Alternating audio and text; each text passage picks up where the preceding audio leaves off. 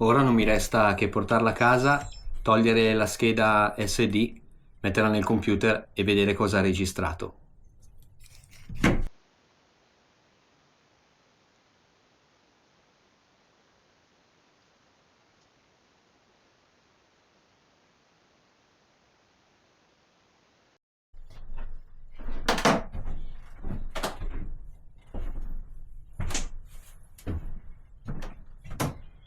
Come si può vedere dalla maglietta, il caldo oggi è esagerato, l'umidità è molto alta, si fa veramente fatica.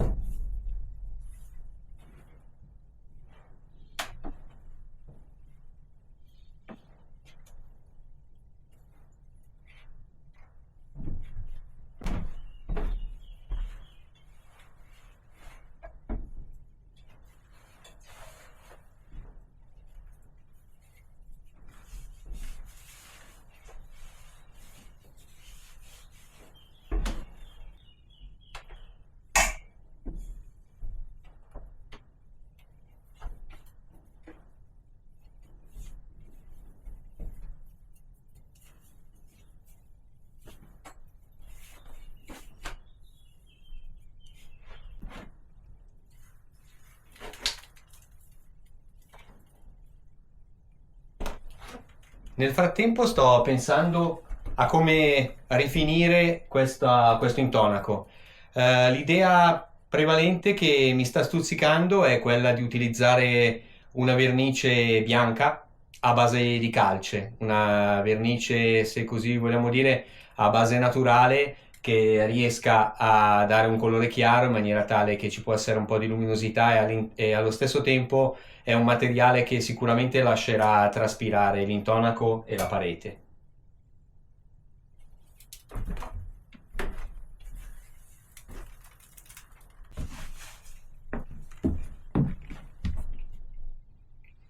Per quanto riguarda invece i muri in pietra, la mia intenzione era quella di pulire a una tutte le fughe tra le varie pietre e poi andarle a ricostituire con una malta prevalentemente di calce. Questo lavoro però, oltre ad essere veramente molto lungo, in questo caso siamo di fronte a un muro con delle pietre non troppo belle, di forma molto irregolare e molto scagliate, per cui non credo che seguirò questa strada.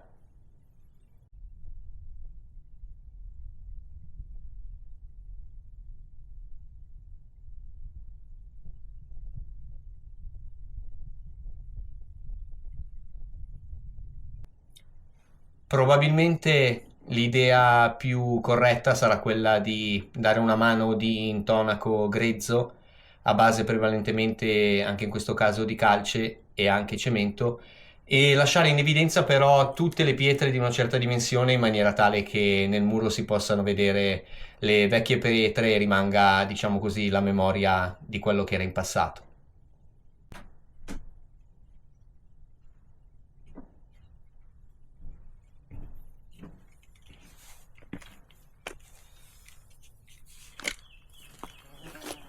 Volevo farvi vedere questo utensile che ho trovato in una fiera, in un mercatino dell'usato e mi ha subito colpito. Non è molto antico in realtà, è di fabbricazione straniera, è un trapano a mano. Mi ha colpito per il fatto che è un oggetto così, per così dire, vecchio stampo, arcaico. Mi ha colpito per la sua forma, per il colore e per il fatto che è perfettamente funzionante. Può essere utilizzato sia dai destrorsi sia dai mancini. Infatti l'impugnatura, come vedete, è reversibile. Basta cambiare l'impugnatura, spostarla sull'altro lato e allo stesso modo anche la leva, la maniglia, diciamo, svitando questo dado e riposizionandolo sul lato opposto può essere utilizzato dai mancini o dai destrorsi. Credo che un giorno lo aprirò, lo pulirò tutto, lo ingrasserò, magari gli darò una verniciata e poi lo riporrò in una teca. Ho intenzione di realizzare appunto una teca all'interno della baita una volta che sarà, diciamo, abitabile, e inserirvi tutti i vecchi utensili che ho trovato durante i lavori, più questo bellissimo trapano a mano che veramente adoro.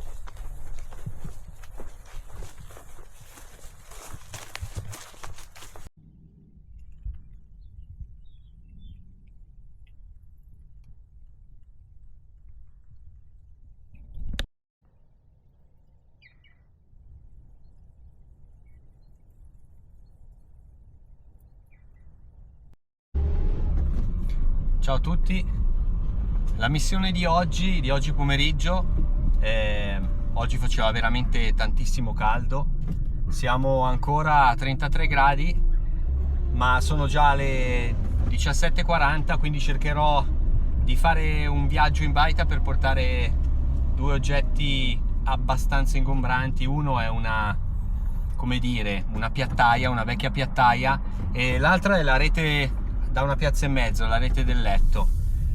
Non so come farò da solo, almeno per quanto riguarda la rete, perché penso di portarla attraverso il sentiero. Il primo pezzo è un po' ripido, non lo so, è tutta un'incognita.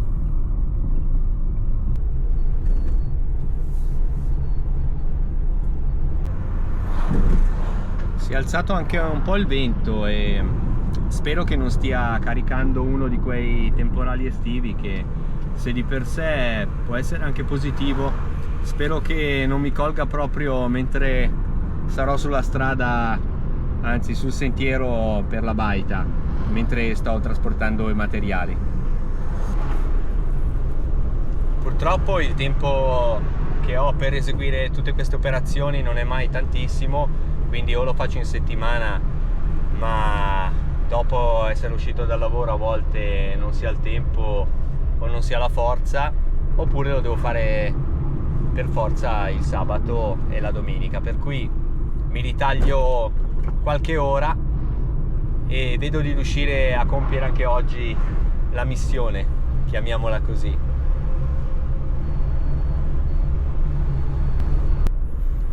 In fondo è anche il lato interessante dell'avere una baita, è che nessuno ti pone dei tempi o dei limiti, e quindi le cose si fanno quando si può, quando si ha la disponibilità di tempo, quando si ha la disponibilità economica, se si devono comprare dei materiali, eccetera eccetera, quando magari si ha un amico che ti può aiutare e poi un domani magari sarà l'amico a aver bisogno di noi e renderemo il favore. Funziona così.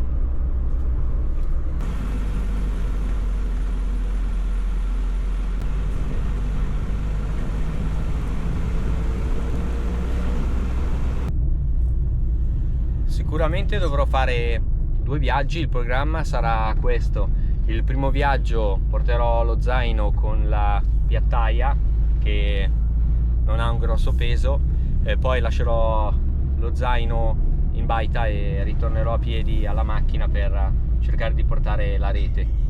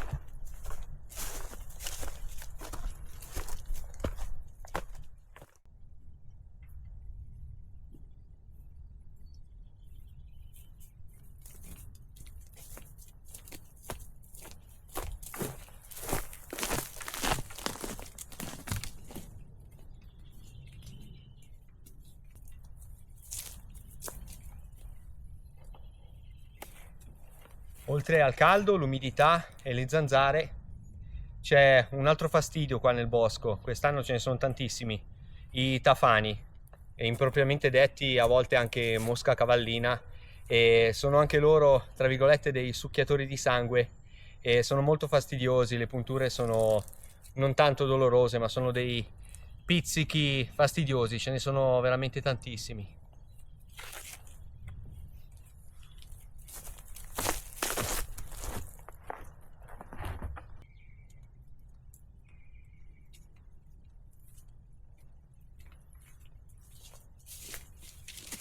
Poco fa nel bosco ho sentito un rumore di un grosso animale. Potrebbe essere un capriolo, ma anche il maschio del cervo. So che c'è qua in giro, anche se ancora non l'ho visto.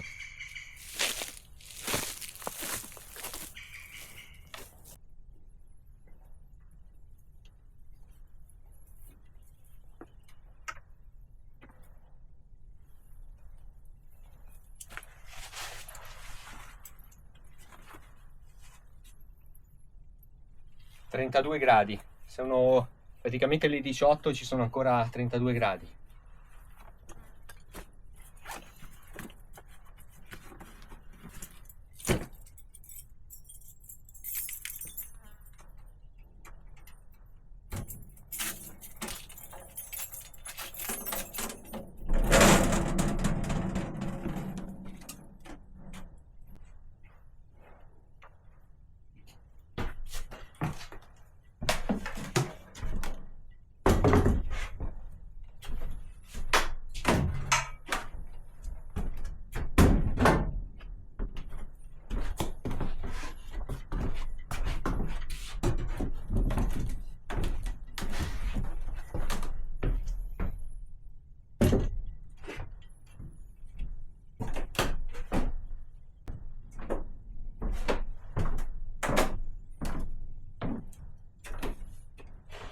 Trovo che sia veramente molto bella questa piattaia.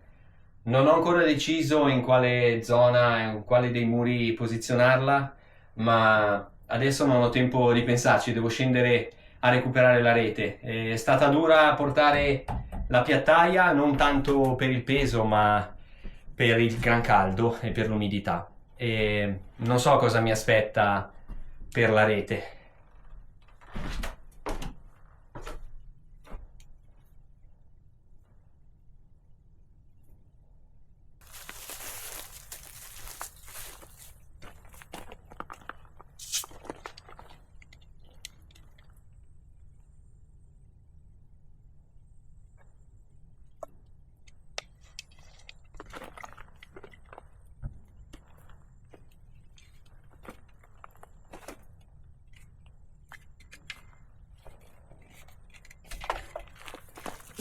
Di per sé non è pesantissima, sarà sicuramente molto scomoda da portare in salita.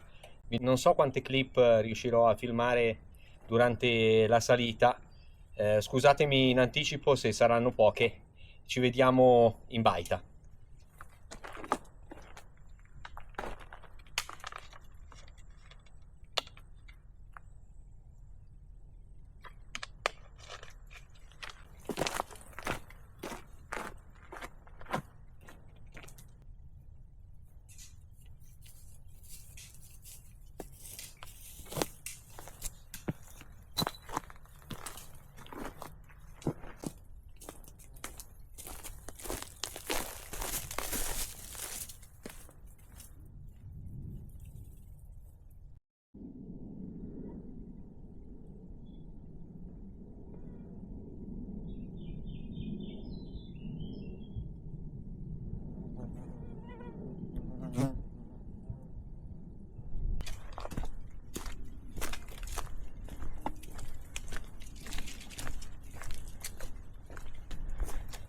Qua non so se ci passiamo. Sì, giusti giusti. Ok, sono gli ultimi 50 metri e siamo sul prato della baita.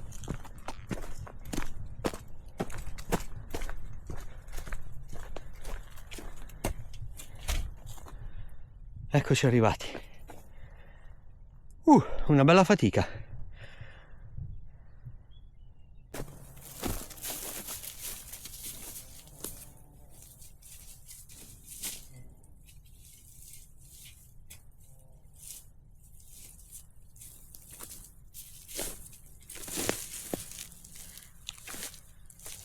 Finalmente ce l'abbiamo fatta. Le zanzare hanno banchettato, i tafani anche, ma siamo arrivati per fortuna. Ora gli ultimi 50 metri e la rete sarà in baita, dopodiché potrò scendere. Mentre salivo stavo facendo una riflessione sul nostro modo di vita e su quello che avevano i nostri nonni, bisnonni, che hanno costruito queste meraviglie, queste bellissime case. Ai tempi per loro potevano essere delle case, anche se noi oggi li chiamiamo baite. E pensavo alla differenza tra il nostro modo di vita e quello di 100 anni fa. Al di là della capacità di resistere a fatiche molto molto superiori a quelle che facciamo noi, penso che la grossa differenza stesse nel modo in cui consideravano il tempo. Noi viviamo il tempo in maniera frenetica, abbiamo tutto programmato, abbiamo le scadenze, abbiamo un orario fisso a cui svegliarci, abbiamo la sveglia, facciamo sempre le stesse cose, dobbiamo avere l'orario di pranzo, riprendere a lavorare, arrivare la sera, andare a dormire a un certo orario perché dobbiamo riposarci. Non che una volta non fosse così, perché, ripeto, lavoravano molto più di noi, per cui andavano a letto molto più presto, facevano meno cose, avevano sicuramente degli orari, ma i loro orari erano dettati non dalla sveglia sicuramente, erano dettati dal canto del gallo, dal sorgere del sole. Oltretutto il modo in cui impiegavano il tempo, il modo in cui concepivano il tempo era diverso. Per costruire, per realizzare qualcosa ci mettevano molto ma molto più tempo, si mettevano gli uni gli altri a darsi una mano, non c'era sicuramente una scadenza da rispettare, ma costruivano meglio, costruivano di più, perché il loro tempo veniva impiegato per fare le cose che a loro veramente servivano e soprattutto che dovevano durare. Per cui magari per costruire una baita come questa ci mettevano 5 volte il tempo che ci avremmo messo noi, ma forse anche no, perché sicuramente si mettevano.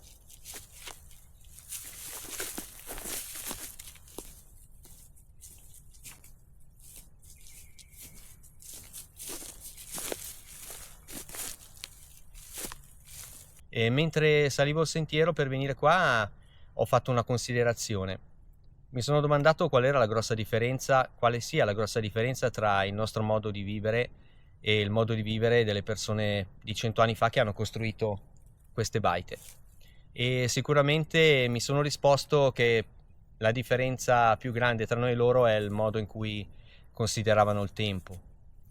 Noi viviamo in modo frenetico, loro vivevano secondo ciò che dettava la natura, secondo gli orari della natura, secondo le stagioni, e soprattutto quando lavoravano, quando costruivano, avevano dei risultati anche superiori a quelli che abbiamo noi, perché noi al giorno d'oggi non riusciremo mai a costruire dei muri a secco in questo modo e avere dei fabbricati ancora in piedi dopo 100-120 anni.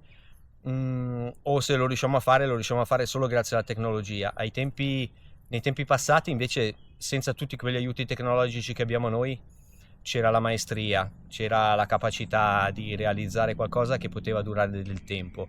E in questo senso, secondo me, il tempo era vissuto in maniera diversa, tutto doveva durare nel tempo. Ci si metteva un po' di più magari per realizzare qualcosa, ci si impiegava il tempo che era necessario per far sì che quel qualcosa durasse nel tempo. Questo qualcosa noi l'abbiamo assolutamente perso.